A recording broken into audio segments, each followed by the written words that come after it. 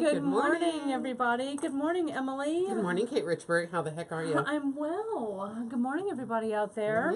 If it's Wednesday, it must be Facebook Live from beadshop.com. Good morning, everyone. So let me take a bracing sip of my coffee here. I know I made it a little bit strong. Well, Sorry. thank goodness. That's how I like it. You know, everybody's coffee pot's a little different. Yes. So. Oh, that's perfect. Is it? Good job, Emily. Well, it's Kate and Emily in front of the camera and Grace and Brandon behind the camera, and we are ready for part 2 of Seed Bead School. I know. I'm excited. I was so happy to do this in 2 parts because it gives everybody a chance to kind of do homework, to practice, to order their supplies. Yeah. And to get ready. And to get ready. To get ready for embellishing. The embellishing part is really kind of, it's the frosting on the cake or the fun part, you know. I feel that way about Fringe, too. Whenever I put Fringe, it's a on, nice, it's kind of the fun part. You know? It's the good times. And so this embellishing, I'm excited to see how it's done because, true to form, I've never done this before, so it's super exciting. So just to get a couple of things out of the way, if you are watching us later on any of our other social media outlets, our YouTube channel or our Facebook page, and you're not watching us live and you want to get right to the learning, you can always go about 10 to 15 minutes in, push that little slider over about 10 to 15 minutes into the broadcast, and you will see the instructions start, as well as if you are on our Facebook Live pages on our website on beadshop.com. If you download the episode notes, Janice does an amazing job of doing like the, you know, where the starting number is, so you can just push that cursor over or that little slider over and start where the learning starts. Yeah, it really is kind of a pleasure to get to jump through, you know, to kind of go along. And if you've forgotten a step or there's a step you were wanted to see it again and again, Janice kind of hits the high notes. The high notes. And last week's episode notes, Janice did an amazing job, and I don't know if you've even seen them yet, Emily. That's great. It's amazing. Really stepped out the process and the for the base of this right angle weave. So if you guys really are catching this episode first and want to go back and learn the other pieces, download those episode notes. Make sure that you grab those so you can go ahead and jump in, and the learning is really great on those. And so great job, Janice. I kind of feel like with the learning too, it's not a bad idea to just watch it through once. Oh yeah, exactly. And then and then go get your beads and then start kind of going along with us, because I think we don't do it again. Well, I don't feel like we don't do it quite slow enough for someone to do it right with us every time.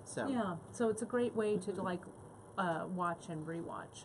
So how are we doing out there, Gracie Grace? Everyone's great. Yay. I have a very special, is Gita with us yet? Yes, and everyone's, Gita, thank you, a very, very special thank you for my treats that you sent in the mail.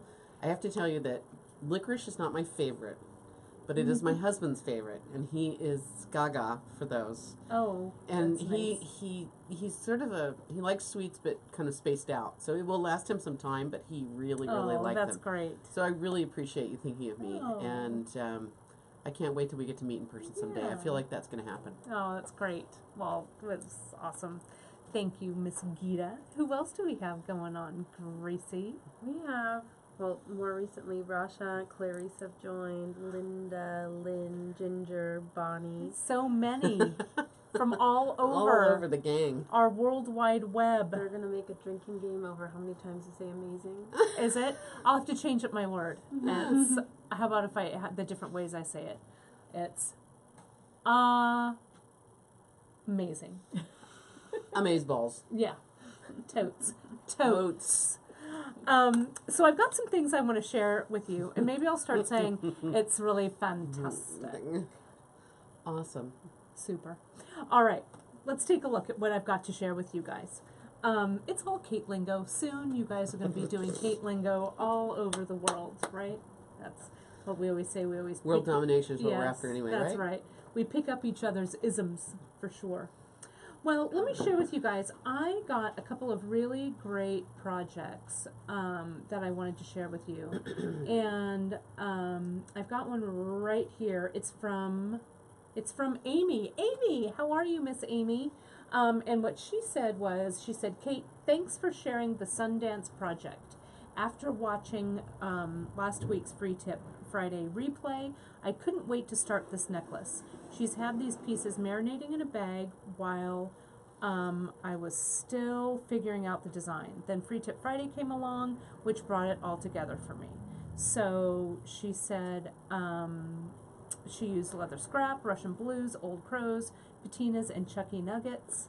And she said, thanks again for sharing this project, and she's looking forward to Janice's bead up, which we'll remind you about shortly. But Amy, this piece, you guys are going to love it. And I am wearing what we call our Sundance Choker.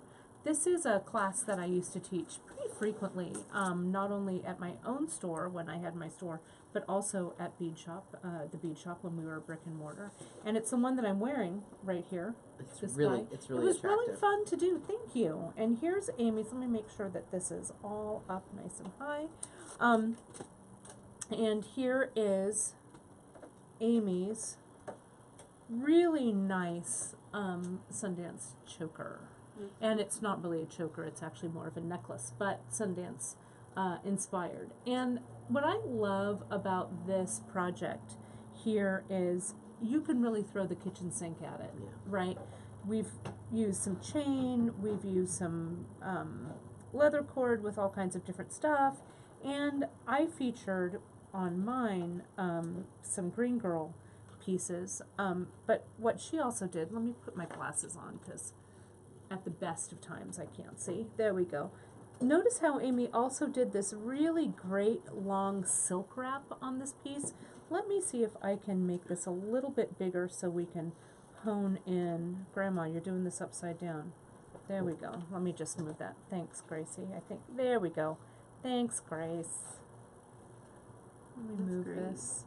See, can you see how this silk wrap is on there? And I really, I just love how it looks.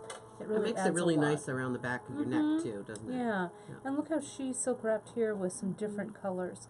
And I'm going to pass this over to Drea. Drea has a new connections blog up on our blog, The Bead Table, and that's where Drea deposits, I guess, all of our, or highlights, I guess is a better word, all of our great customer submissions that we get.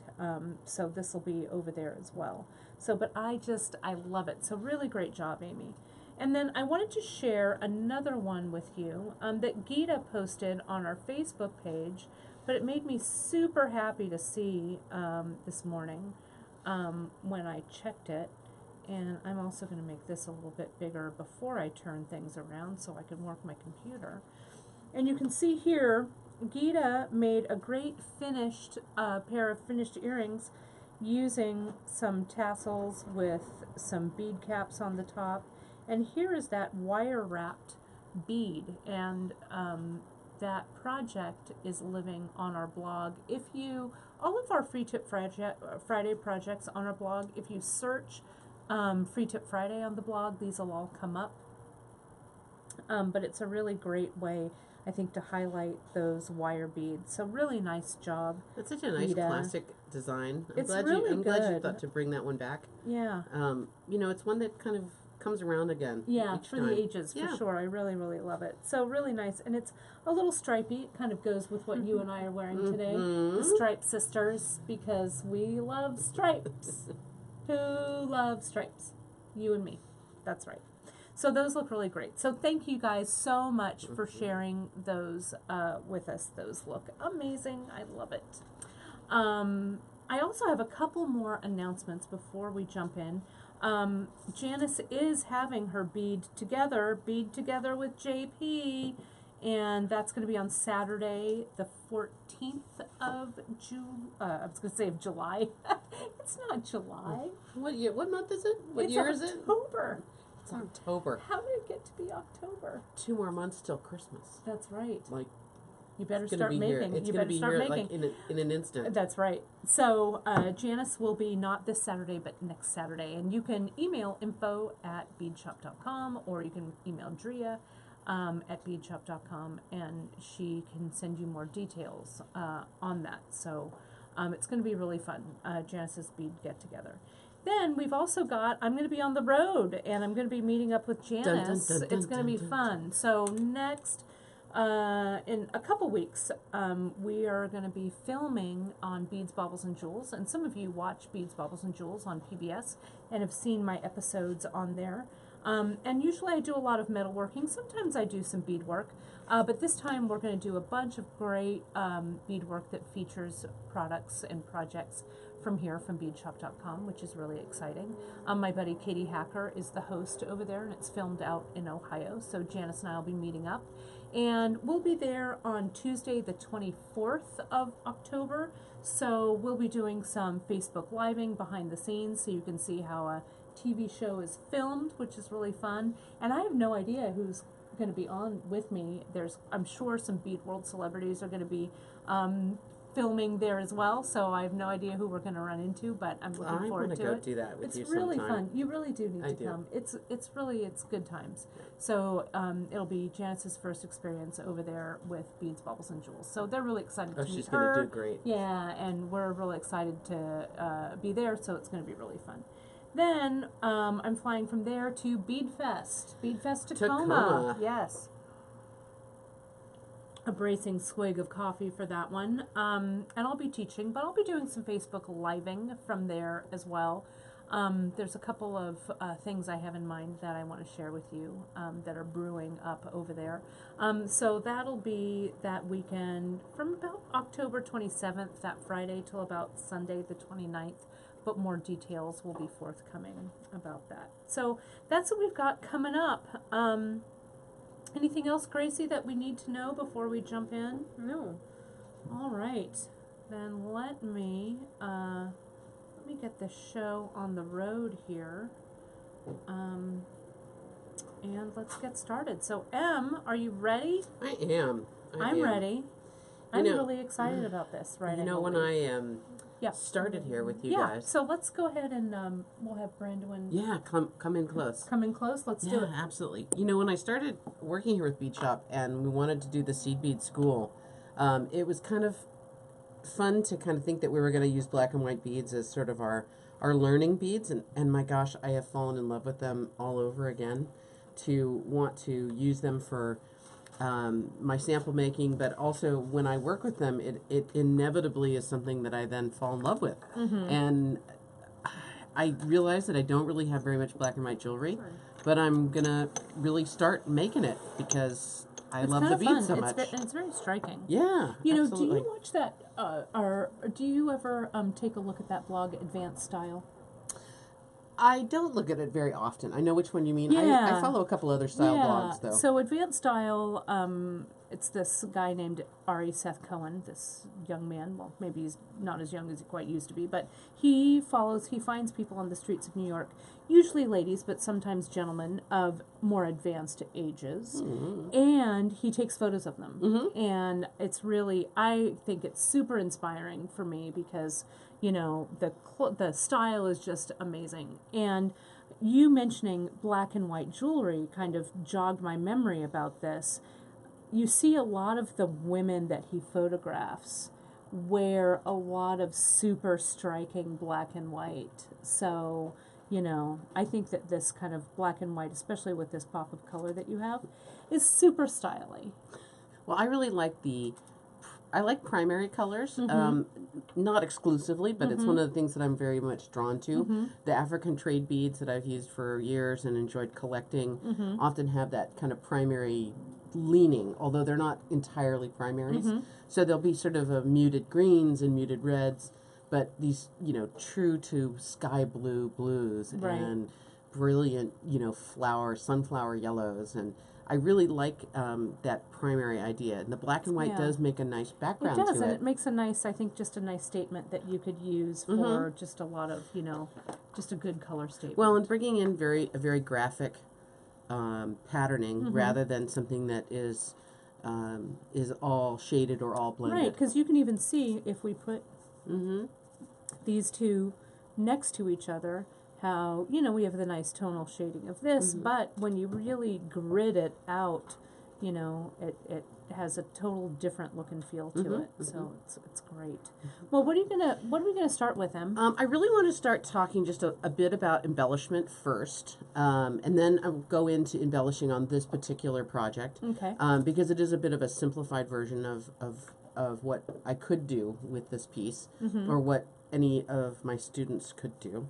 I have a few samples of pieces that I've taught in my live in-person classes, and they have a real wealth of different types of embellishment, but pretty much all done in the same manner as the one we're doing today, just with different beads and different shapes that you might encounter. And these were the samplers that you shared last week, used right? Was a class of mine that I've taught for a few years, called Right Angle Weave Sampler. And everybody last week, I don't mean to interrupt, but so many people last week were excited just about crazy for it. Right, yeah, right. The sampler. So the bracelet that we're doing today, and I'm going to put that one down kind of in front so you can see it. The bracelet that we're working on today incorporates the same kind of background that we used in the Right Angle Weave Sampler. Can you actually move everything back just a little bit? Sure. Because it read it in front of us. All right. Yeah. How's thank that? you. Yeah, much better. Perfect. That same sort of background, but the embellishments are more consistent and not as many varieties of embellishments. But I just wanted to kind of briefly go over some of the embellishments that I might use for this. I put in some of the corners, the intersections, which we talked about quite a bit last week. I actually ended up putting a little delica or a size 15 seed bead. Right. So I just threaded up my needle and stitched along through the beads, and then added a bead, and then turned a corner. So that's a secondary it's an embellishment, add-on right? after the fact. Right. So Just so what it I was nestles, doing there. Yeah, it nestles right in that intersection. Where's the one I was just doing this right morning? here. There you go. Bring him out. Yeah. So that Got little it. bead in the corner stiffens things up quite a bit. So a little bit of the flexibility is lost, but it does kind of true up the corners for you. Right. So you makes have it a little super crisper Yeah. square, right? Also using some of the mini bugle beads and a couple of 15s to go diagonally across the square. And that's the same technique we're going to use today, but with a different bead. And we can use all different kinds of beads for the same effect, for different effects. Same stitch right here, just different type of bead. So a size 8 and a size 11 on either side, right? With little bookends, just to put something in the middle of the square, so diagonally, corner to corner. This is what I call super short fringe, which means that it's really only 2 beads. So I came up through the grid, added a cube, an 11, back down through the cube. The 11 then becomes the stopper of my very super short fringe, and then back into the beadwork, and just worked my way over to another square and repeated. You can actually use triangles in that super short fringe. And this is actually a very pale triangle, but a bigger size one. So But anything from a use cube, like a 6/0. sure, that would 6/0, work, right? 8/0, absolutely. Any of yep, those. any of those. Could you use? You know what we also have on that I've been thinking about since we use them in bead crochet. You could use peanuts on these, couldn't you? Yeah, absolutely. The peanuts would Yep, be amazing. absolutely. I think. Yeah. And it would add a really And, nice. you know, playing a little bit with mats and playing around a little bit with metallics. These are actually slightly longer fringes that just stick up, and they're coming right out of the corner. I think there's 1, 2, 3, 4 size 11s, and then turn around, go back through 3, keeping that 1 at the end to be the stopper bead of the fringe, and then that gives you a little another antennae kind of sticking up there. And, you know, you can use that bead in the corner of something that's very contrasting, so you can really show off that square grid shape. These actually were little loop fringes, and I was really intrigued with the idea of something that looked a little bit like a fish scale. Yeah, it really has that kind of mermaidy feel to it. Yeah. So one of the more interesting ones, too, would be this style. And this looks like a little pyramid here because I made it with bugle beads, the little short Japanese #1 bugle beads. But if you look at the bracelet that we're working on today, and the blue one shows it off really well, Yes. you'll see that that same little pattern of a pyramid is happening here with an 11. And it actually kind of looks like a little flower or a little like a marker. Right, like a little berry or something. Yeah, absolutely. Yeah, it's right? cool. So we can also choose which direction that we might point these pieces that go across the diagonal. They can be pointing at one another or away from one another, or all in the same direction. It's really kind of a beater's choice. Beater's choice. And I wanted to remind everybody about making a how you might make a loop to hang if you decide to make a sampler. This is a sample of a sampler. How about that? So a piece that I worked on in a class, I used some Swarovski crystals there, some more pyramid-shaped beads. And you'll see the hanging part is actually a tube a that tube, you've made, right? So when we made our edges of our piece of beadwork, I have just 1, 2, 3, 4 squares, but really I would have only made 3. The 4th would have been the joiner, right? So if I brought it around, all I would have to do is put sidewalls in. Right. The floor and the ceiling come from the existing pieces. Does that make sense? Yeah, it does. To everybody? I like it. So it's just a little, like the cube, the 4 sides. Yeah. So it's this really is nice. showing off again what actually right angle weave is so cool about, is that there's so many things you can do with it. And I think, Gracie, you had a question. I do. I don't know if I'm sure you're going to get to it later, Emily. Sure. But will you explain how to add more thread? I will. In fact, I'm going to do that first. Cool. Okay. Okay. So are we going to... I want to also show charts, and then we'll Okay. go into it. All right. Okay. So I'm going to clear these away. Please do. Assistance. That's right. So you have a new set of charts coming this week with your episode notes, and they're going to cover several different things. One thing that I think is really important to cover is putting a clasp on. And for this particular piece, because we're kind of working with something fairly floppy and loose, I could save the clasp for my last thing. I don't really need to put it on anytime sooner than that, and that might be a little bit of something you'd catch your thread on and things like that. But it's pretty straightforward. I'm going to bring my thread through the edge of the selvage. I'm going to string on 3 to 4 beads. In this case, it's the toggle of my clasp. 3 or 4 more, and back in. Okay. I actually would go around this and reinforce. Clasps are always a place where they take a fair amount of abuse, and I'd want to make sure I had a nice secure clasp. You could also double your thread here. So if this was your working thread, we're working with a single thread, you can pull it up so that it's double for this portion, and then cut off any tail later. Okay, and that'll give you a even more secure piece. Working with Fireline for this spot is really, really nice because we don't have to worry that we're going to fill up those beads with thread too fast. Right. Okay. And it's super sturdy. Yes. Because that clasp is always a little bit of it could be a weak point. A weak point. Maybe. Sure. Well, it's a point that's going to get a lot of wear and tear. Yeah. Now, this chart, that's also going to be in your charts, is going to show the thread path for the embellishments that we're doing today. So this is just 1 or 2 types of embellishments. This is not all of them, but 1 or 2. So I reduce the density of the beadwork on the back, so it sort of sinks into the background a little bit. And I brought my thread out here in a corner, picked up 1 11, 1 pearl, and 1 more 11, brought my thread through those, and then went zigging across at the base of that square. So this is all happening within 1 unit. Okay. 1 bead block. As I come out, I repeat. And I zigzag my way all the way down to the bottom. When I run out, I right angle my way up to go the other direction and go back up. So I usually make the embellishments on this long ways. You can do it across if you want, but I usually do it long ways. And okay. That's just your preference? Yeah. There's not a... No, there's no technical No compelling reason. No. Okay. Okay. When we do the flower in the middle, it's actually an X. So again, bringing my thread in from a corner, I'm going to put 3 beads on, turn uphill, go through a wall, turn down, add 1 bead, go through that center bead again, and add the next bead, the 5th bead, come down and go through the floor. So each of these individual little components, you're not tying them off? No. Individually? No, they're you're all just one thread. Running the category? Yeah. Yep. Got it. Got it? And of course, these you could pick up and put down anywhere you liked. You don't really have to make them in a row.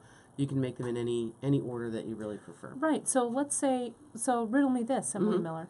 Let's say here's my little empty one. And let's say that I wanted to leave some space showing, like I have little windows. Sure. So I could embellish one over here, and then I don't even have my little pointer. Here, I took your pointer. You took, but I have a pointer.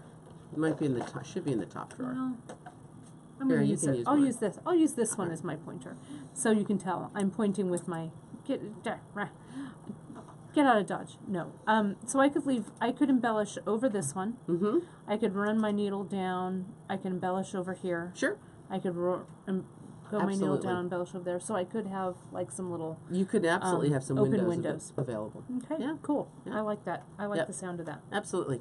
And I noticed while I was working on mine today for embellishment that I took home the wrong bead. So, I know. Sir. I know, I made a mistake. So the original sample had this kind of more topaz-y, and I actually did mine with a little bit more of a purple. I'll blame it on the bad light that I had that I was working with while I was watching a movie on television that you told me about. Oh, yes. And so that was what totally distracted me. Oh, see? So I did mine in a different color. And, you know, substitutions sometimes happen by happy accident, or they can happen on purpose. And this was, I thought, came out really pretty, and I was really excited about it. And then I realized that it was the wrong color. Right. But that's all right. It's okay. It's still going to look real great on this particular piece. And I have a quick question Sure. for you. And a couple of people are asking it on the Facebook too. Absolutely. What? And we talked about this. I think we touched on it a little bit last week. The squares being just a tiny bit wonky. Oh yeah.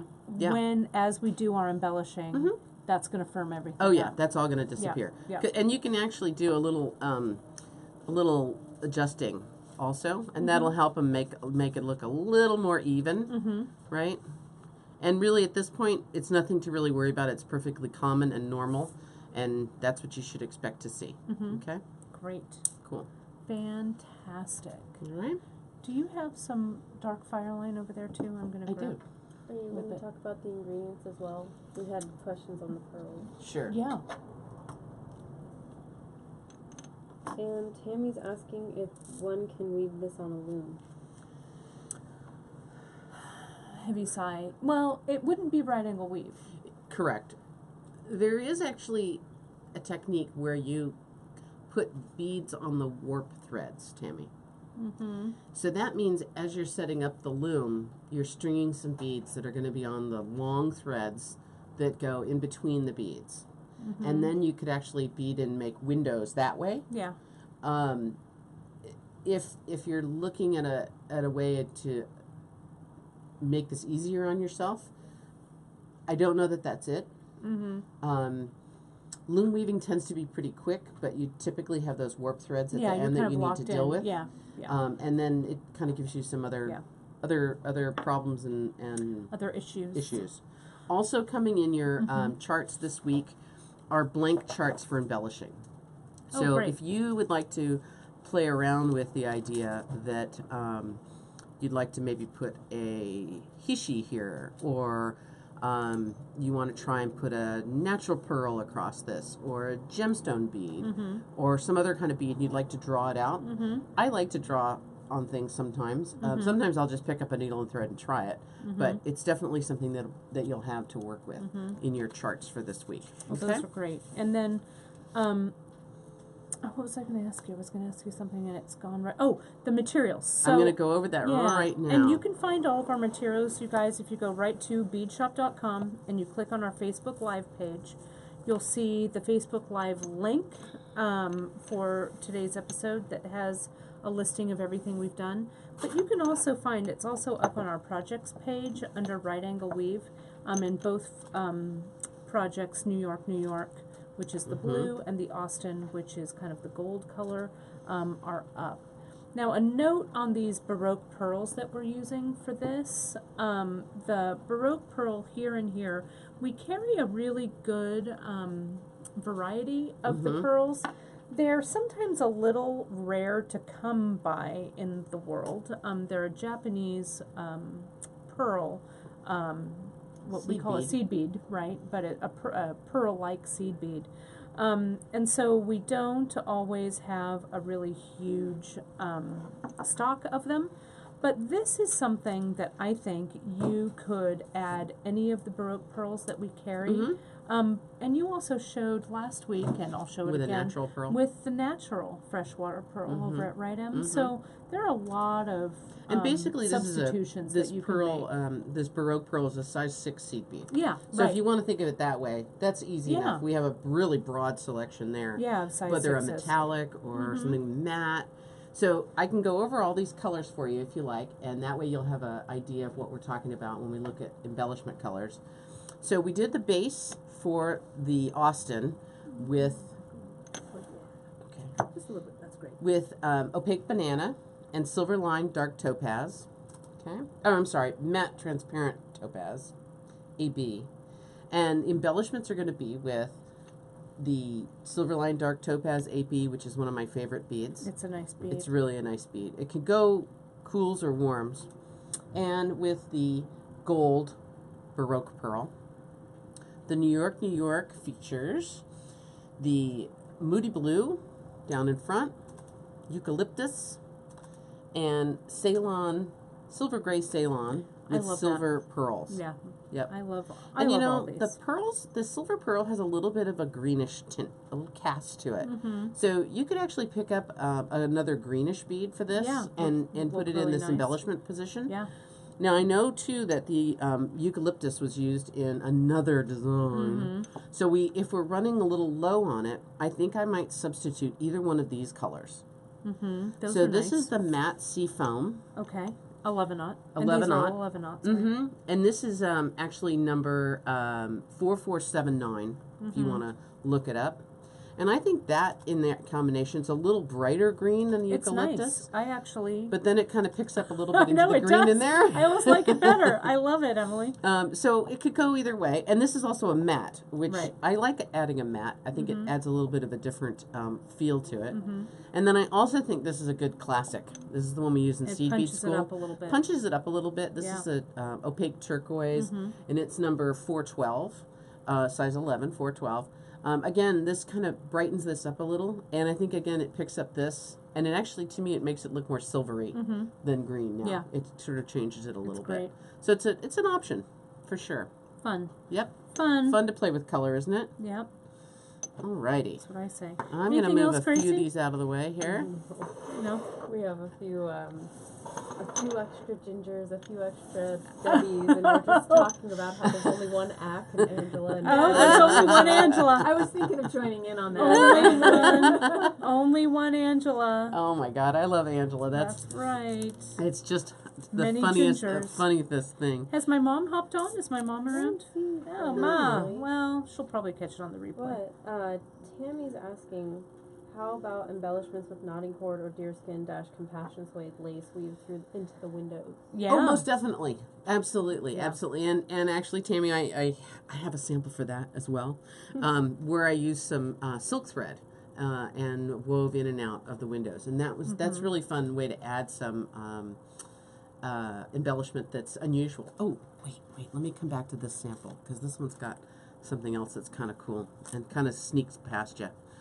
So right here at the top, right along here, I actually strung some size 15 beads on thread, the same thread that was in, and I wove it back and forth through the squares at the top. So you could actually do a whole piece just with woven beads. With woven pieces, yeah. Nice. You could weave wire in there. And compassion suede for sure would be lovely. Any kind of silky ribbony stuff you might have around would look great in there as well. You know, there's something else that occurred to me as I was driving home last week, and something we hadn't really discussed.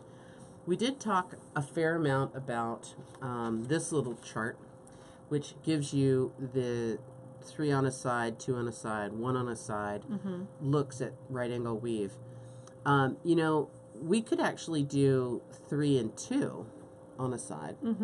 So it would give us a rectangle instead of a square. Or we could do 2 and 3 or 2 and 4 to give us a long skinny rectangle to make those windows different shapes. So your windows don't have to be even and They even. don't.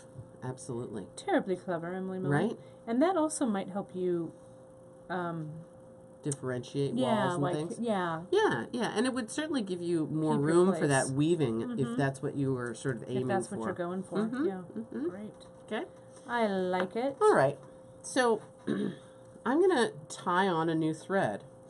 And I know that sometimes we might mention just in passing, oh yeah, just tie on a thread, and that seems like it's NBD, and that's no big deal. No big deal. And if that's the part that's giving you the I don't understand when they what do they say? How do I do that? I want to go over it with you again, and it is not difficult. It's not difficult. But it is something that sometimes takes a little bit of kind of understanding. Gracie had a question? Oh, no. She was saying hi from my mom. My mom's there. Hi, Ma. Hi, Ma. She joined. Yay. Hi, Ma. So I'm going to thread up a piece of fire line. And actually, you know what? I should have done this with dark gray so that you could see it better. Let me grab another piece. Hold on. Hold that thought. Do it. Hold do that a small thought. piece. Fireline, it's I hope some folks out there who just started using it will give us some feedback and tell me what you think. I really like working with it. It is a different feel to it than all of our other threads. But if you're going to do any embellishing or have to go through beads multiple times, it's a real advantage to have that small fireline. So here is my bracelet base that I made. And I'm going to attach a new thread and to start my embellishing. And like I said before, I typically will work down the long row, right, rather than zigzagging back and forth. But it's just a personal preference. And let me ask you about length before we get into that one. Absolutely. That length that you've made, that finished one. Yeah. You've made it, and we talked a little bit about it. I made it last week. Yeah. Yep. So this one, let me get out the measuring tape, just so we can see that part before we get. So it's a little bit easier to see it unembellished. This guy, what I like to say, door to door here. This is about a 6-inch strip, and you have here, Emily, about almost a 7-inch, maybe 6 3/4. If we look at our clasp that we're going to put on here, let me just reach on over. And if we kind of mocked up the clasp, so we knew that our clasp would add maybe about, about that much length, and plus the loops. Yeah, so that's about 1 inch, plus the loops. It's going to add maybe about 1 1/4 inches in length to your overall piece. Yep. My wrist, if we're measuring my wrist, and we are, my wrist is about a 6.5, just maybe a little bit smaller than that, maybe 6 1/4. So typically you want to make your strip, you can see, especially with the embellishing, I like a little bit more movement to it because I like my bracelet to be not so super tight. I kind of think of it typically as just about touching almost itself on the back side. Depending on the clasp, of course, yes. Yeah, so this seems to be, if my wrist is 6 1/4, it's about 1/4 inch shorter than your wrist. Give or take whatever the clasp and is. And remember, be. If you find yourself a little short, you just add another row. Yeah, add another row. And you're good to go, right? There's no worrying about counting or making anything even or anything like that. Right. Well, I just wanted to make sure we were on the same page with measuring. I like that story. All right. Kate. So let's add a thread. So when I add a thread, in all of my beadwork, what I want to avoid is having my thread show, and I'd like to avoid having my thread slip out. I'm going to kind of counter all those things. Most of the time, I will leave my finished thread, my old thread, hanging out, and I will just bring my new thread out in that same position. Now, in this case, I finished it off because I was all done with this and I didn't have very much thread. If I had plenty of thread, I could go right into embellishing, right, with that one thread. Okay? Right. So you wouldn't necessarily. Oh, okay. I don't have to. All right. So I'm going to take my needle and I'm going to go through some of the fabric of my beads. So I'm going to go through the holes of some of my beads, and I'm working on a wall at this moment, and I'm going to pop out somewhere along that wall. And the ideal thing here is to not have my thread kind of ending at an edge where that little tail of thread is always going to be forevermore poking out and visible. Okay. So I'm going to pull my needle through, and at this point I don't really need to leave a tail for anything, so I can pull that end of my thread down quite far, and I might leave just enough to kind of hold it under my thumb while I'm working. So I've got maybe 1.5 inches or 2 inches. And then here's where I'm going to do my half hitch. And I often refer to this as being something like what you would do when you're hemming a piece of a garment. So I'm going to take my needle and I'm going to go under the fabric, so between those two beads where the thread's coming out, pull the needle through, making a small loop. Don't stick your needle through that loop until it's tiny. Okay?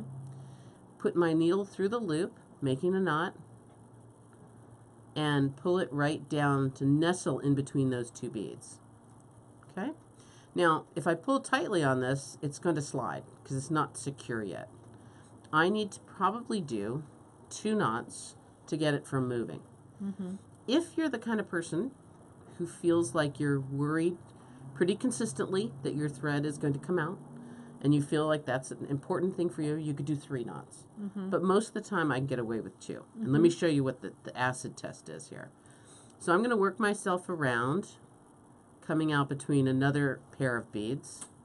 So I just followed my right angle square. I got tied off, over, turning the corner. I'm going to go under the beadwork, pulling up a small loop, slip my needle through that loop, watch it carefully as I tighten it down right in between the beads. Okay? And it's just going to live right there. And it's just going to live right there. Any glue in? No. No glue. No. I would not glue. No glue either. No glue. No. If I tug on this with all my strength, yikes, I can't move that tail, which means I'm golden. Yeah, you're ready I to go. don't have to do anything else now. I'm all set. Now I can go ahead and work my needle around, turning rights and lefts as needed to get to the point where I want to start my embellishing. Okay? So I'm going to do, I want to do this particular bracelet, the Austin, in the same manner that I did New York, New York in the sample, where I have some patches of different things, right? I like the sound of that. Yep. So I have worked my needle and thread around to a point where my thread's coming out at the corner, and I need some pearls. I'm going to pick up a few pearls and a little pinch of these 11 knots. 11 knots, yeah, that juicy silver lined light topaz AB. Light topaz AB, nothing like it. Pick up, and you know what? My thread is a little bit wiry. Wiry. Guess what I'm going to do? You're going to wax it. Am I? Where did the wax go, Rich? Did I steal it? Yes. I totally stole it. Sorry. Thank you. Sorry. Stole it. Can you hear Ivan taping in the background? I can. That was Ivan. If you guys are hearing a big tape noise, that means Ivan's getting your order out right now. Yep. It's very exciting. I'm going to pick up 1 11, 1 pearl, and another 11. And that's the wrong color pearl. No one stopped me. Lou. Not at all. I didn't put anything through. No Okay, blue. just kidding. JK. Shush. Shush. Shush. Okay. Pick up an 11, the correct color pearl. Oh, see, I really liked the way that looked. You just want to make a third. Janice is like, a third color sample, Emily. I'm going to lose my mind. No, a third colorway. So now I'm going to go across on the diagonal, across the square, and then I'm going to bring my needle in along at a right angle. Right angle. And it's going to pull that little guy right into the square. Look at that. And I'm actually ready to do the next one. Just like that. Look at how nice that looks. Yeah, that Silverline Topaz AB is the bomb. It is. Looks great. It's this weird kind of root beer, cherry Coke sort of color. Okay. Looks But great. it really goes with a lot of things. You know, it's from a conversation a little earlier on, but Sure. some people are talking about waxing Fireline and loving it, and other people who love Fireline have said they've never tried it and are gonna try it to see what all the fuss is about. Well, there you go. What do you guys do? You guys have I wax. I'm a waxer too. I'm a thread waxer. I think we got Karen onto the wax bandwagon a couple weeks ago when she was having trouble with the Yeah. thread. But And, I'm usually not a super heavy waxer, but I also, even like when I'm sewing on a button on a garment, I wax my sewing thread, and that comes from my days in the costume shop. did you know that the folks who do a lot of embroidery use that Thread Heaven on their embroidery floss? Really? Yeah, and Thread Heaven is about to disappear. Yeah, thread heaven is no more. It's almost It's on over. its way to bead heaven. Yeah. They're But gonna I've stop always making it. I've been a beeswax kind of a gal. Yeah. But in the costume shop, when we'd sew on buttons or we'd do some hand sewing, we'd use kind of like a silamide thread, and Mhm. we'd wax it so the thread wouldn't get bound up. Just lightly waxed, but it wouldn't get bound up in your fabric. So I am a waxer for sure. See that Silverline Light Topaz AB against these purpler Yeah, beads. really. It's bitchin'. Yeah, it's really Sorry to great. say. It's really great. So what would you do from here then? So now I'm ready to maybe add some of the little flower patterns. Mm-hmm. Okay. And so if you were doing this pattern here, you'd just be moving along, moving Yep, along. moving along. And I noticed how you went all in the same direction here. On this one, you've done one direction, then another, then back and forth, kind of like a herringbone thing. chevron-y kind of Yeah. look. In this one, it looks like you've gone the same. Rogue. Well, you have gone rogue, huh? Mm-hmm. So you could. So it just depends on what you choose. Yeah.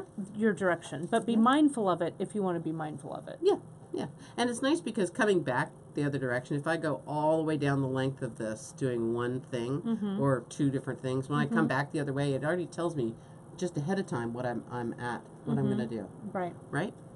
So here's a flower. This is we could even call this a 5 in the square, if you liked. Oh, So you- sorry to interrupt. Sure. What was the lilac that you used by mistake? What do you know what the number is? I will get it for you at the end of the day. Sure thing. Sorry, guys. So, same thing. I'm going to go diagonally across. Oh, I don't know what I'm thinking of. I'm totally wrong. Wrong. I don't need 5 beads. I need 3 beads. 5 in the square, I said, and I picked up 5 beads. That's right. Right? Did you guys see that back out? With the back eye of your With needle. the eye of the needle first? Yes. Careful, careful. Terribly clever. Works every time, though. All right. 3 across. Janice is going to hate me for using the wrong color bead. She's probably swearing at me right now. No, Janice is delighted. She goes, Right? "We're on the way to a third sample." That's what she's saying. If I know our Janice. So now I'm going to pick up 1 bead, and I'm going to go through that 11 again. And it doesn't really matter which side you go through, because it's going to turn it in the middle. Sort of like the dots on a domino, all right? So I'm coming across here. I'm going to go up.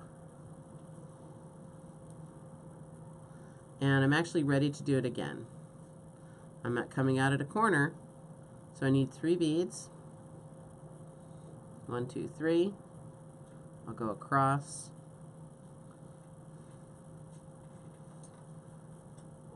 Now you could leave an embellishment just like that if you wanted, Right, that's nice. right?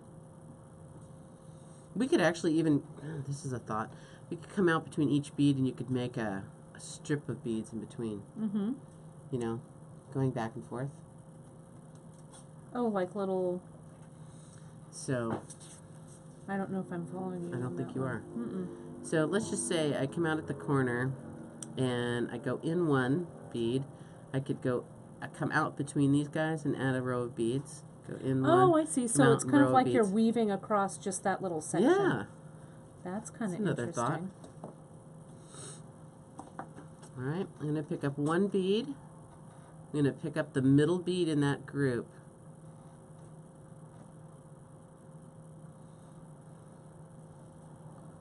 And one more bead.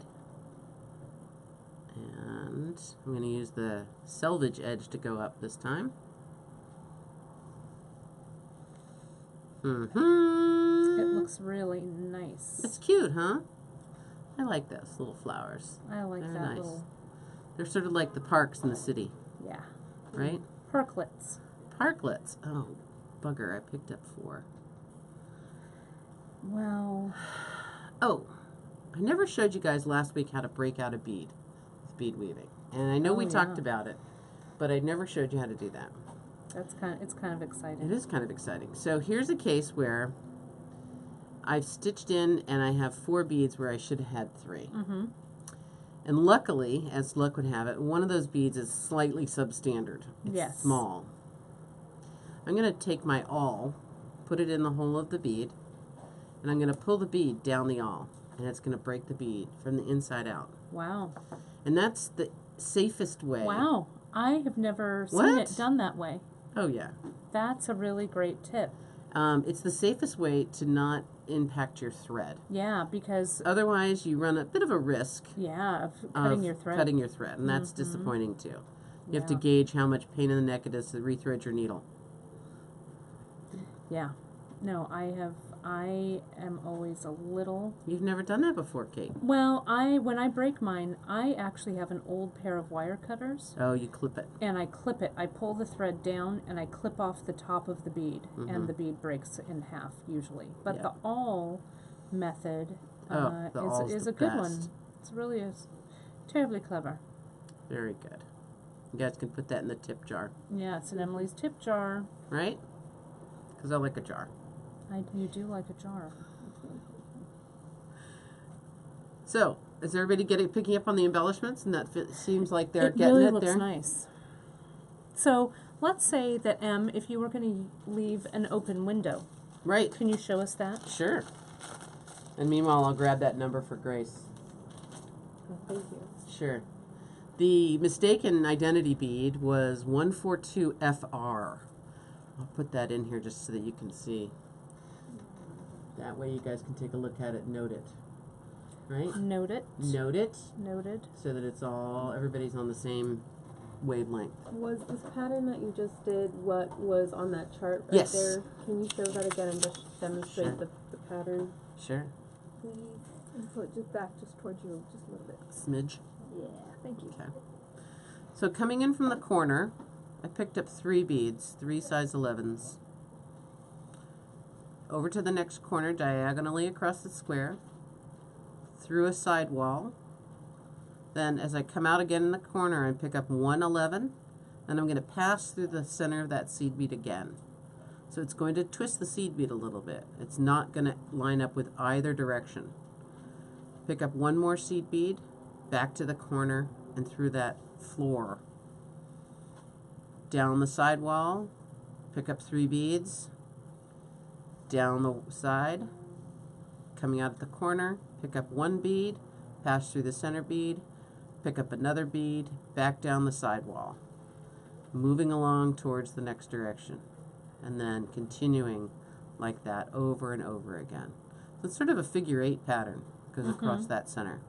And again, you're just doing this all with 1 thread. You're not tying off and tying on or anything like that. Nope. Now, if we're going to leave this open like that, Kate, which I think is a great idea, it might actually be a case for putting a bead in the corner. Okay? Yeah, and I'd like to see that. Yeah. Where's my little black and white sample? It's a set? No. No. No. There There right it is. there. Right by me under my elbow. So in this case, I used the turquoise blue beads from our seed bead in a kit, seed bead school in a kit, and I put a bead in each corner. So picking up a bead, passing through the wall, pick up a bead, pass through the wall, right around the corner, and continuing around. And this definitely stiffens it up a little bit. Can you do it? Yeah, let's Absolutely. put this over here because I want to actually see you do it. So I need a bead in that spot. And I'm going to consider these guys, these corners, although I missed that one. I'll go back and get him. I'm going to consider even these intersections on the selvage edges to be corners. Okay? And I'm going to put a bead in those corners. So I missed this guy down here somehow. I'm going to go back and pick him up. So I got a bead on my needle. I go through the side wall. Okay. And I like to give it just a little bit of a firmish tug. And this will kind of pull the bead down, although a bead in the corner will have a little bit of a profile up unless you're using a size 15. And a size 15 would nestle in there much more tidily than this 11. But this is what I happen to have. And I like the way the 11, I like Pops texture in my beading. Yep.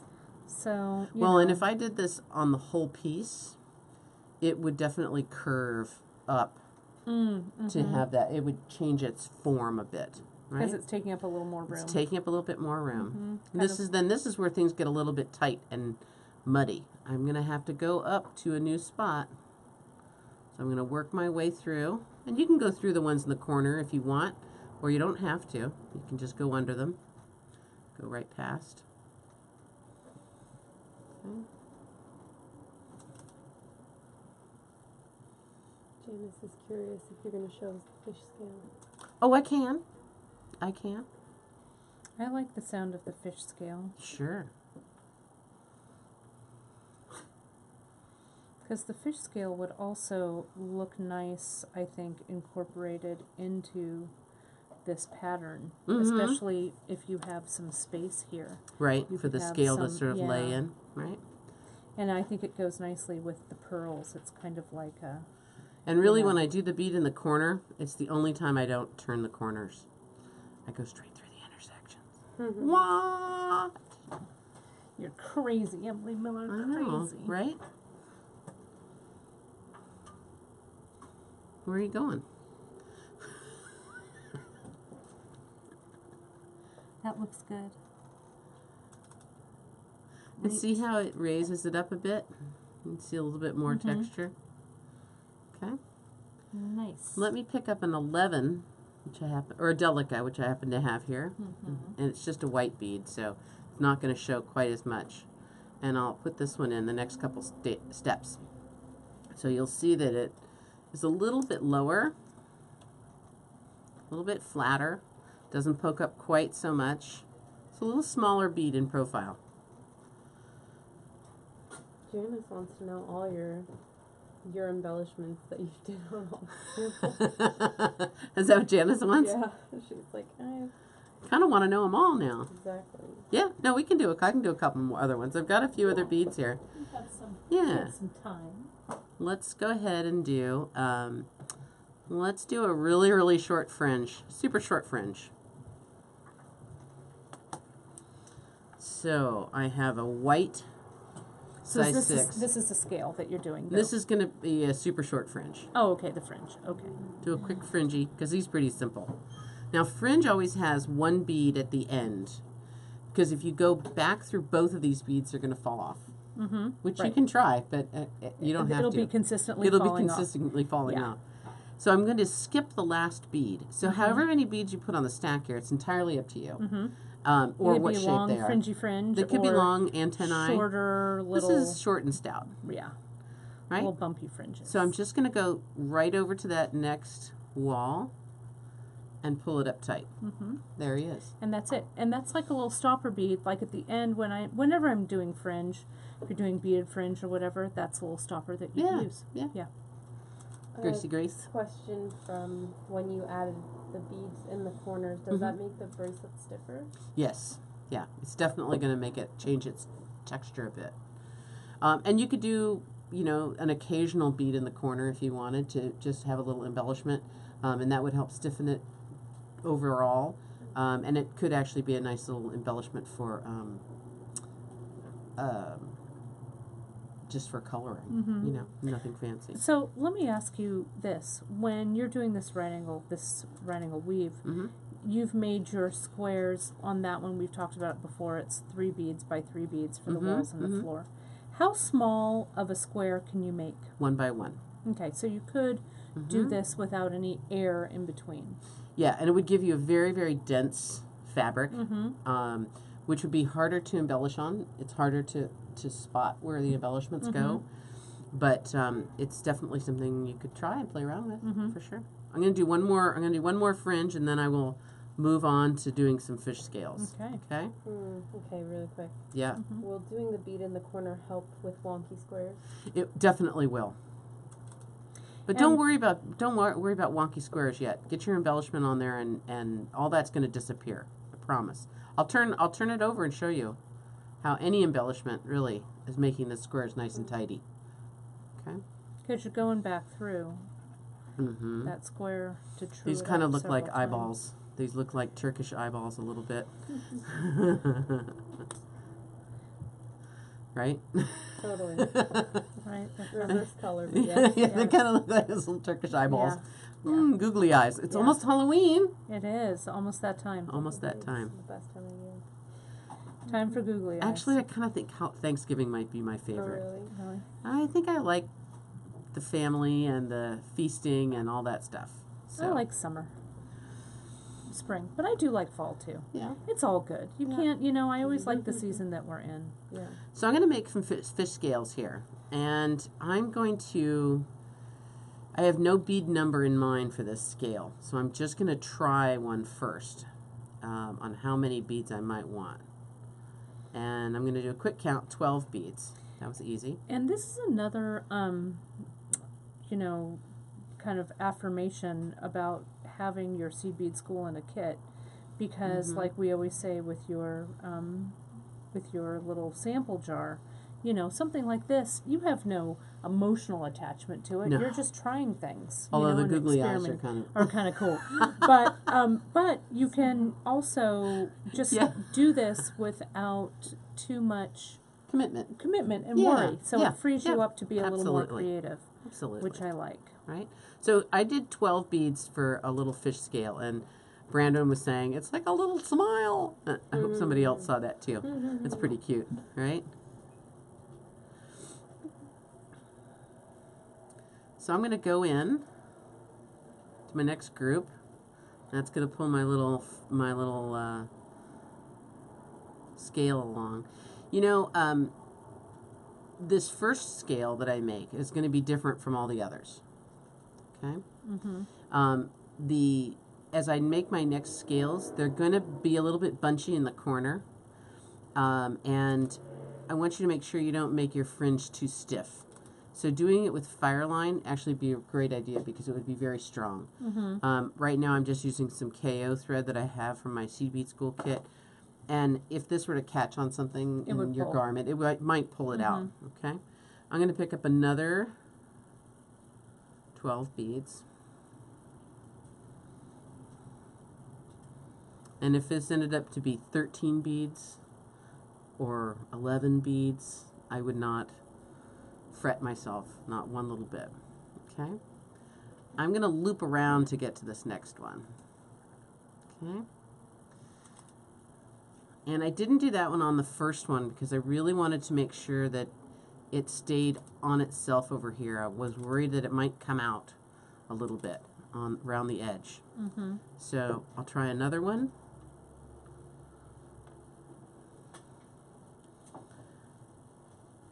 And I wouldn't even worry about a direction for these quite yet. I mean, I might have a plan, but I wouldn't be really worried about them laying down in any particular direction quite yet. Because you can push them around, Okay. I see what I should have done. Hold on. Hold that thought. Hold that thought, Emily Miller. Yep. I'm going to go through this guy, too. Oh, and then you're going to kind of Then I'm going to loop back around. like a, yep. Yeah. I'm going to do a makes little sense. back stitch.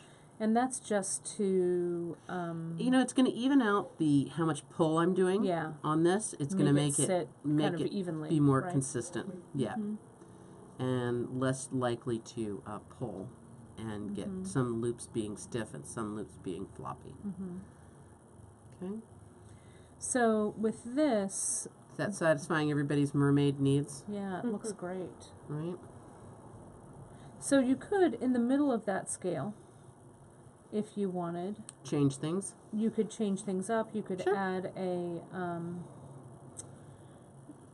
charm down at the bottom, right? You could add a fancy bead. Yeah, you could add a 6 or an 8 Mm-hmm. at the tips of these, so you'd have sort of loopy fringe Mm-hmm. with the fish scales coming down. Mm-hmm. Now he looks like it's got eyes and he's going, lots of tongues hanging out. Okay. That's cool. Yeah, that's kind of fun, huh? So let's have you, would you like to stitch the clasp on that I would really like to put the clasp on. Let's do it. All right. I'm going to use the other end of my sample. Mm-hmm. And this is the tail end of where I began. The story of where I began. And let's grab a clasp. I got the right color clasp. There it is. And I'm going to have to get some more of those beads, because that's a different color. Do you guys have your triangle scoops at home? Because I got to tell you, I could not survive without a triangle scoop. Without the triangle scoop. To pick up a few beads and kind of move them out of the way. I could not live without it.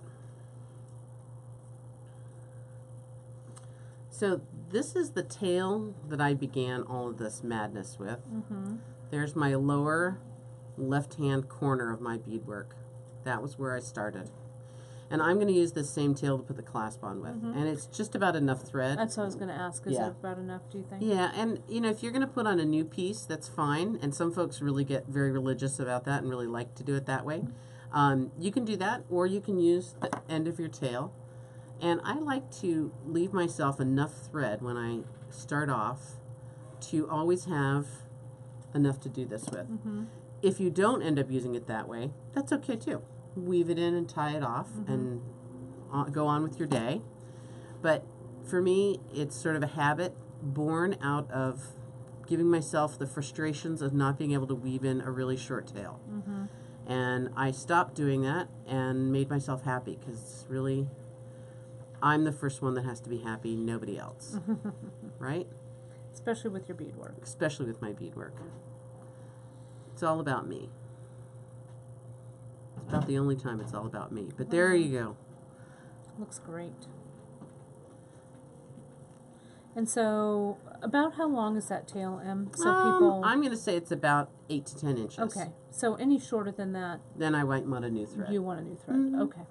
So my knot is right here. I know where it's at, because that was where I tied off my very first group of 12.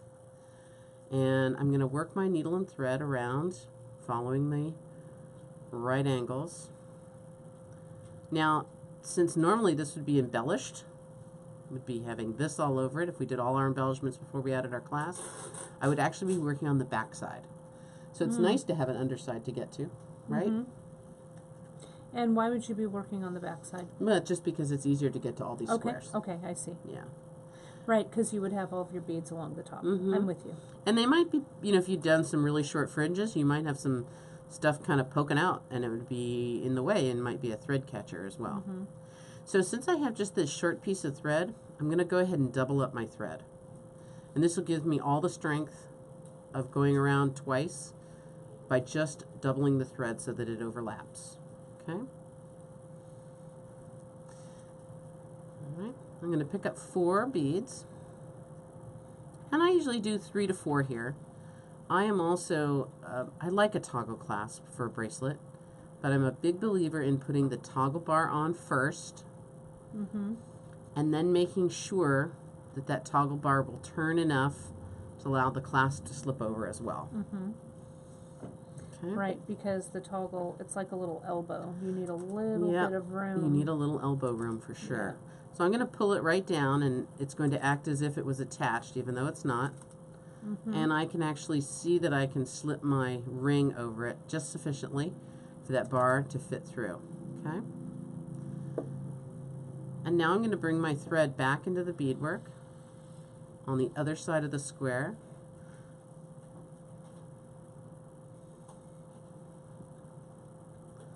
First through a few selvage, and I pull it up nice and snug.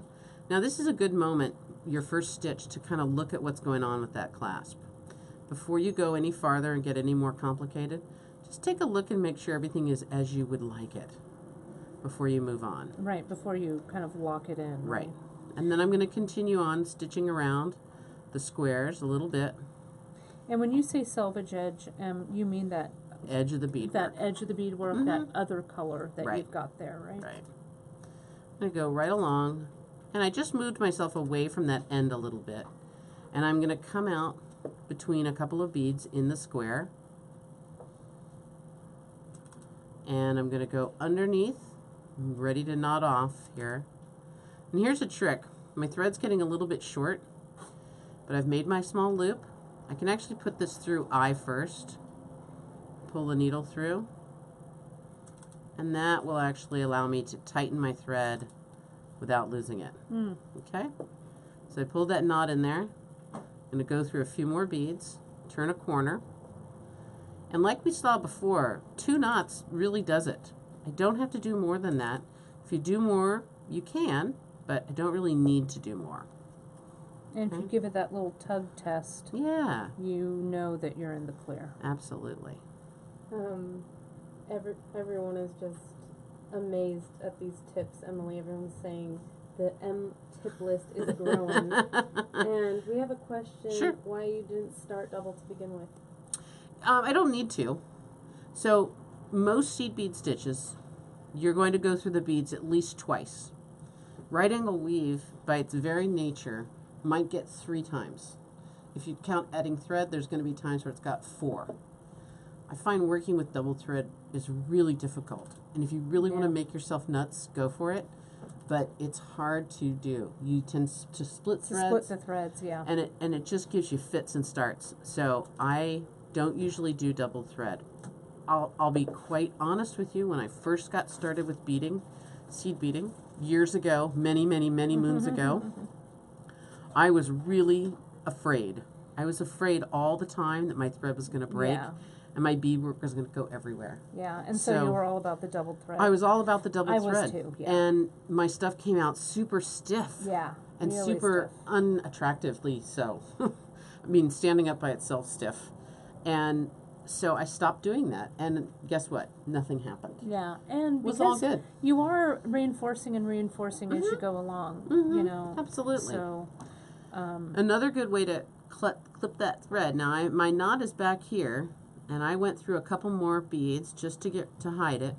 Another good way to clip off that thread is to do it with a little bit of tension. So pulling on my thread and cutting means that end snaps back into the beads. It hides itself in there. It's kind of gone. So I like to do that.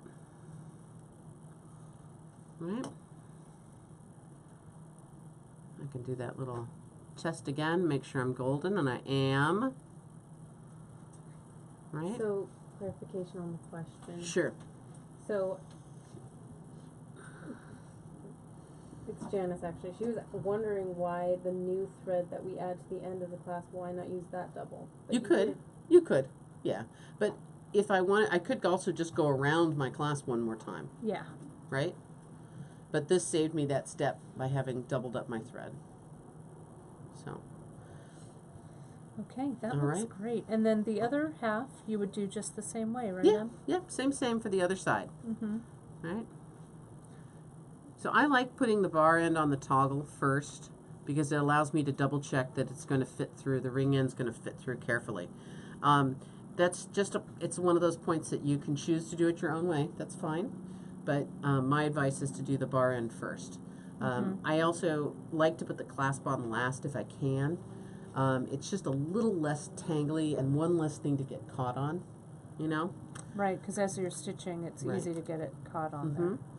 So if I was making right angle weave in a bigger piece, it wouldn't matter whether I went across or down or any direction. Right, because it's all kind of multi-directional. It's all multi-directional, and it would not matter one iota if I was adding to this square which direction I went, right? I could add a row down here, I could add a row out here. I can build up from it as well. And would you like weave all the way over? So let's say that you picked up this and let's say that you wanted to, I don't know, maybe come in and do some tapers or something. You would just, and you had a ton of thread, you could just weave over to where you wanted, right? Sure. Pop it out. You don't need to tie it off and then restart at another absolutely. space. If you want to move from one section to another, you can just weave on over there. That's another reason for using single thread. It absolutely will keep this as flexible and as drapey as possible, right? Keeps it as fluid as it can possibly be.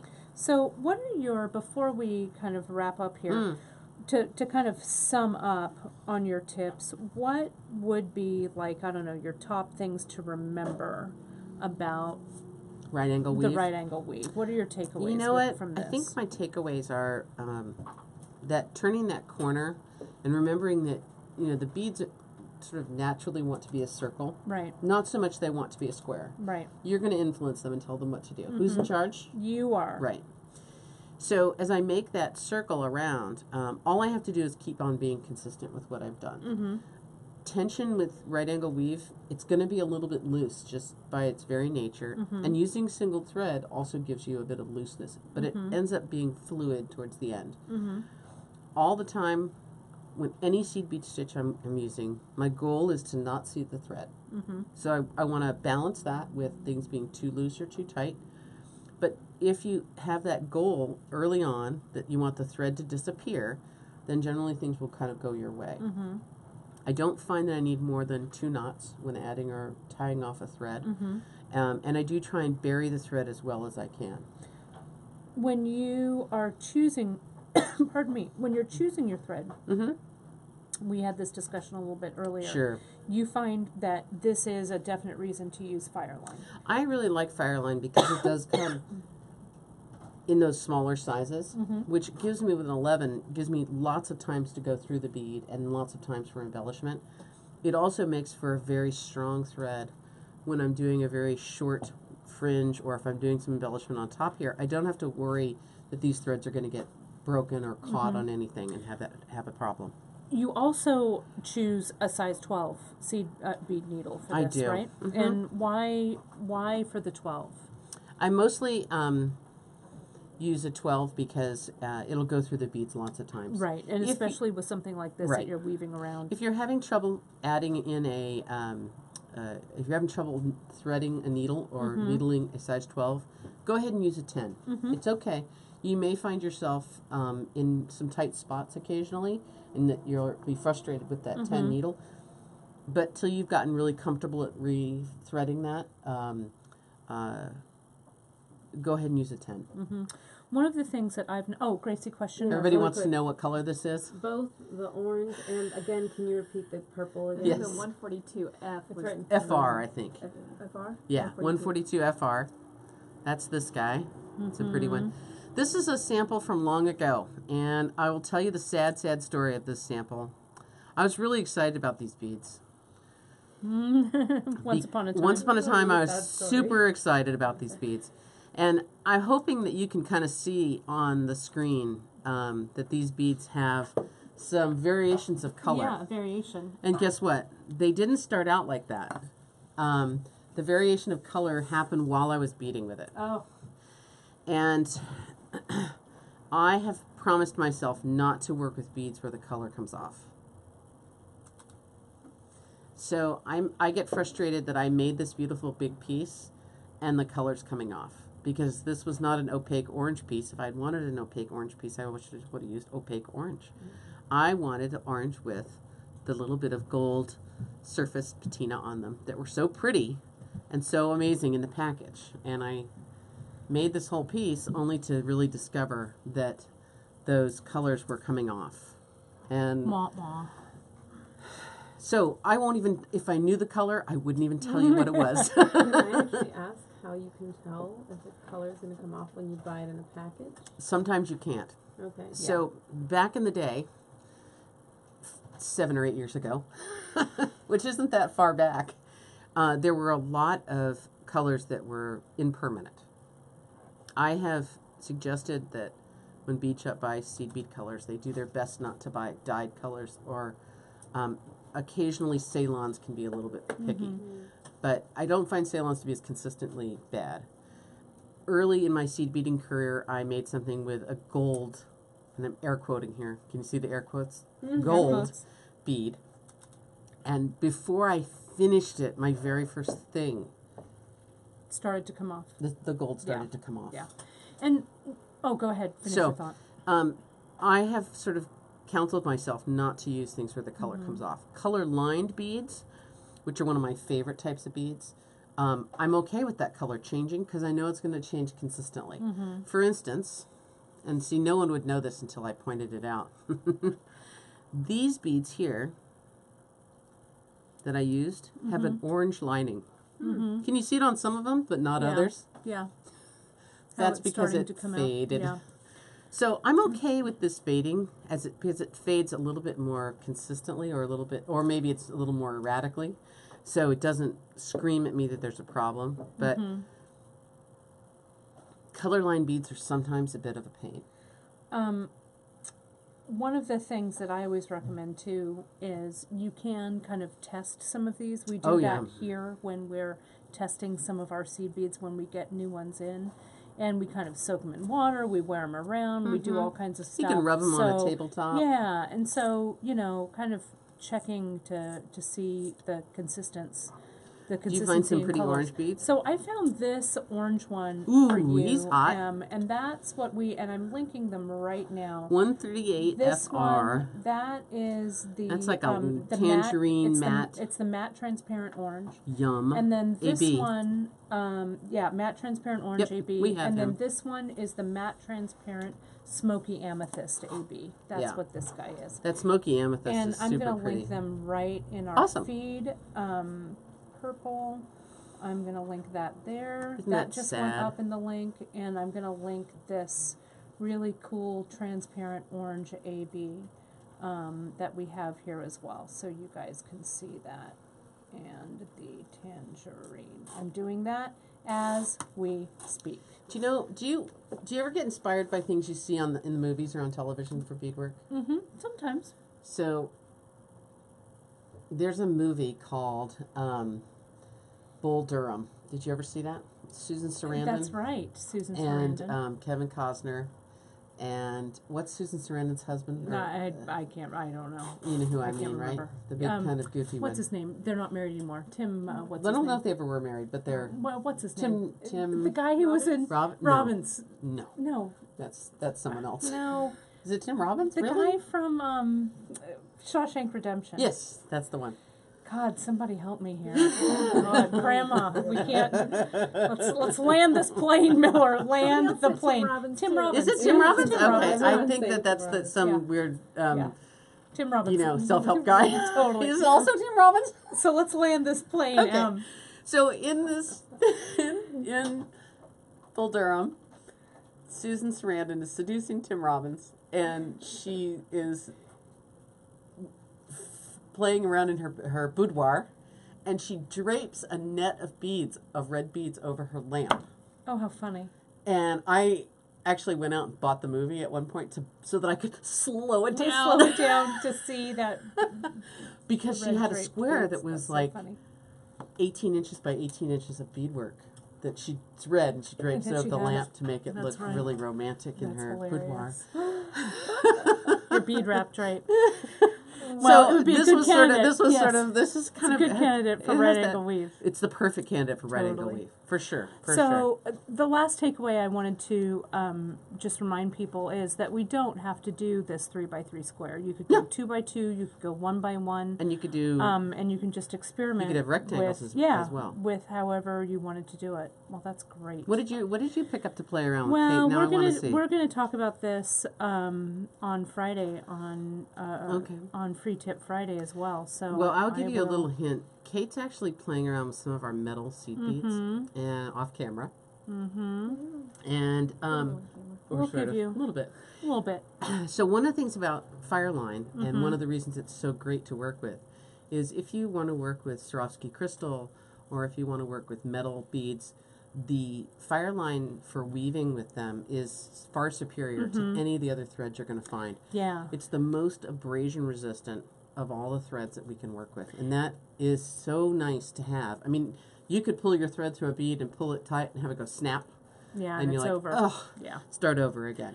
And this is, so for Free Tip Friday, what we're going to do, and Brandon, we can start to readjust because we'll start wrapping up. But for Free Tip Friday, we're going to continue this Odyssey, our little extravaganza. I know. I'm so glad to get you hooked on seed fun. beads because it is fun, isn't it? Yeah, and you know, I dig seed beads from way back, but we're going to play around with. But I just, you know, you never get a chance to play. So we're going to talk a little bit. Day. We do. Weekend. Yeah, we do. Before you said that, someone said, Debbie said, it should be renamed to Fun Time Friday. That's right, Fun Time Friday. It's for sure. Well, we're going to be playing around with some other things, continuing on our right angle weave Odyssey. And question, Gracie, before I pull this in. We're going to be playing a little bit with the metal seed beads here that I've been doing with right angle weave. And I'll talk a little bit more about that. And we also have our new, it's not quite up yet, but we have our brand new mix for October. It's called Cinnamon Spice, which is a really cool one. So I'm going to be featuring this on Free Tip Friday as well. It's not quite up on the web yet. You guys are going to have to wait just maybe one more day, but keep an eye out for your newsletters, and you'll see that when that goes up. And this would be awesome for embellishing. Yeah, and so who knows what's going to happen with these two things? Who knows? I know. Emily knows. And you guys will know on Friday. Yep, Gracie Grace. Okay, one last question. Can you do the right angle weave with delicas?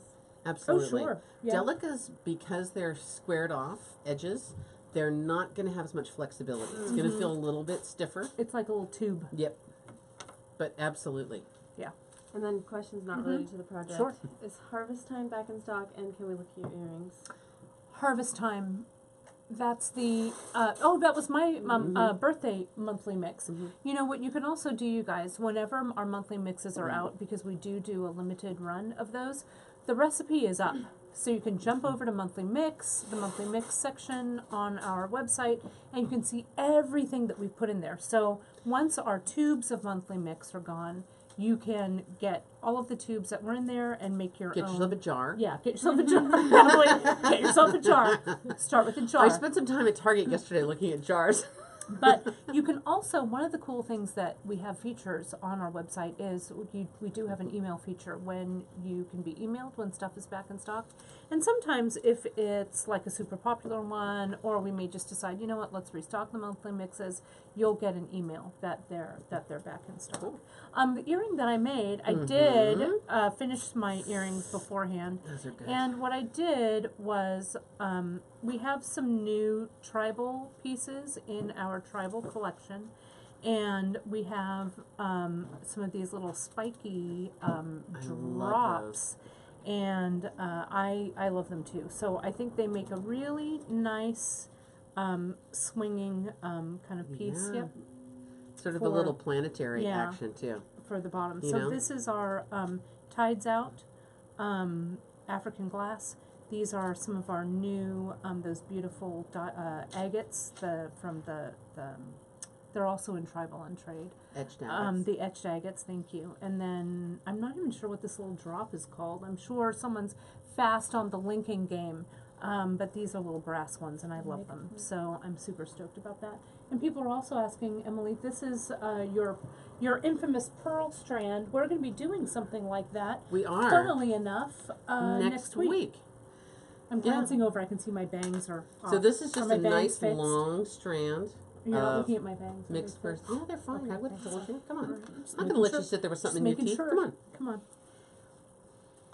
It's great. So yes, sorry, I was totally That's all focused about on me my anyway. bangs. But we're going to work on something like that next week. Yeah, we are. We're going to use this for some inspiration. Yeah, we're for next week's Facebook Live on Wednesday. We're doing a project called Patterning with Stones, and it's going to be all about using a specific range of stones, putting some seed beads in between, doing some cool stuff with that. So I'm super excited to share that with you. And maybe the new stuff will be Yeah, ready we to, might have some new stuff coming we next got some, week. maybe You some new- never some know design what tools. might happen. Whoops, why isn't my computer coming up. No, There I'm we glad go. everybody really likes this one. It's one that I wear a lot. It's There we kind of a throw-on piece, you know. Yeah, it's really Goes with cool. everything, even the stripes. So Everything goes with stripes, Emily. yes, I know. Well, we have a couple of things. We're going to wrap it up because it's been a successful seed bead school in session. But we have a cool giveaway today, do we not? Yeah, we do. Ms. Mla. We do. So we have a while back when we were getting beads for our trunk show for the retreat. I found some kind of a really special kind of mix that went together, and Jen was creating the monthly mix on her desk, kind of, you know, putting things together, and she and Grace were adding things, taking things away. And I found this group of beads, and I thought this would be perfect to give away today in just before we debut our October cinnamon spice. So today's little giveaway, we've done kind of a mix of really fun. They're kind of, can you see them? Much more towards you. Towards me? Yeah, there. There we go. Thank you. And we've got some what we call strawberry quartz. We've got also some light and dark coral beads, and they're rounds, rondelles, larger rounds. So as you can see, that little bead mix, and these are beads, you guys, that aren't on our website. We don't carry these. You cannot buy them. The only way you can get this little bag today is with our Facebook Live giveaway. So let me explain a little bit about our giveaways for those of you who are new or who may be watching this on a replay. Today is Wednesday, October 4th, and it's about noon Pacific time. This giveaway is valid for about 1 more hour, which means about till 1 o'clock Pacific time. If you're watching this later or on the replay, things like that, and you place your order, I'm sorry you won't qualify for the giveaway. It'll be all given away. It will be, but because we have a definite A a finite amount. I was going to say indefinite, but we don't. We have a finite amount. Definite amount of these. And what you do is, in your shipping notes, you're going to put in berry beads, please. Now, that's a little bit different than adding a coupon code, okay? And when you add a coupon code, what I'm going to do here is, let me just show you on this. Right here, when you're checking out, right? You're checking out, you're checking out, you're checking out. You've got all your beads in. There is a little box that says, anything you'd like us to know, that's where you write in berry beads. Then, when you check out, if you have a coupon code, you go to checkout, and there's a little place, my computer's loading, it's loading, but there's a little place there that says, there we go, that says gift card or discount code, and that's, I don't know, Brandon, if you can see that, but it's gift card or discount code, and that's where you go ahead and you put in your coupon code there. So it's 2 different places that you want to do that. And currently, what we've got on, some of you have been taking advantage of our fun beginning of fall sale. We don't have one special discount code, but as you've seen on our website, this sale goes on through, let me turn it around here, through tomorrow. On load there for me. There we go. And you can see it's a tiered sale, 20%, 25%, or up to 28%, depending on the amount that's in your cart. I've got to do some shopping today. Yeah, you do. Because I'm here. Right. Right. I can save You the can shipping. shop. You can shop here. I know. So I need exciting. to do some shopping. So If I that's do our it in a story. hurry, I might get Yeah. myself some So beads. I'm right, some beads. So that's our story. We're sticking to it. Yeah. So it's a little helping. Sometimes people are a little bit confused about where we put our coupon codes versus Shipping notes where we put our little notes or coupon codes. So that's it. Well, I think we've had a fun and successful day, Yeah. you guys. I hope We've done you a guys lot. have had fun. I can't wait to see your pieces too. Please, Yeah. please send us a picture. Please Even if send them in. you give up and you end up making a little pendant out of it, I would still want to see it. We want to see it. We want to see what you do. Yep. And please don't feel free to ask questions. You know, we're here to support you and get you some answers. And moving on down. Moving on down. Well, another successful seed bead school. I know we've got some great, a couple more great seed bead schools scheduled before the end of the year. I'm really excited to be able to share those with people. But next week we're going to be doing that patterning with stones. Friday I have something fairly amusing for you for Free Tip Friday. So any last words, Grace or Brandon? Anything coming our way? I think that's it. We did it. Thank you. We wrapped it up. Great Yeah. jobs and Great. Cool. Yeah, it was a great job. This was really It fun. was fun. I know. And I think I finally conquered some right angle weave, so I'm really Excellent. excited and to you did share. it. And you did it with uneven sides. I did. You're so brave. I did, and I'm going to show you more of that on You're Friday. so brave. Brave. Got to be brave. Yeah. All right, Courage. you guys. Yes, take bead courage, and I will see you on Free Tip Friday. On Friday, and Next week on Wednesday. next See you week guys on Wednesday. then. Yep. We'll see you then. Yep. All right. Thanks, you guys. Thanks Talk a to you lot. soon. Bye-bye. Bye.